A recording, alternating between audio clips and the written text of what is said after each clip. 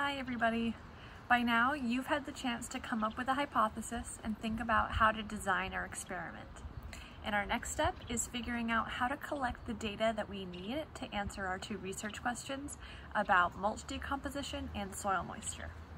So for mulch decomposition, we need to see how much mass the bags of mulch are losing over time. That's pretty straightforward to do. Before we put the bags of mulch out at our research site, Kendra used a calibrated scale in her lab to weigh them. When we go into the field, we'll weigh them again. You'll then be able to use their initial weight and their final weight to calculate how much mass they've lost over time. Measuring soil moisture can be a little bit harder. Scientists use sensors called soil moisture meters to measure how much water is in the soil.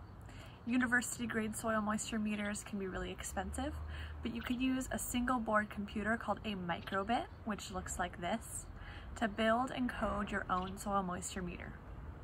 We're going to spend the next couple of sessions building and coding a soil moisture meter using a microbit computer. If you want, you can order your own microbit online. The starter pack usually is about $20. Even if you don't have a microbit though of your own, you can use the MakeCode web portal to practice coding one. Before we think about coding though, we need to think through how to build an electronic sensor like a soil moisture meter. That means thinking about circuits, which is what we will explore today.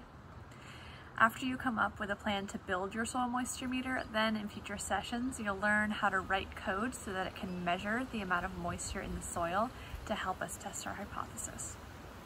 The next few slides will give you some more information on what we're doing today, and then when you're ready, you can move on and start exploring circuits so that you can build a soil moisture meter and collect data for our research question.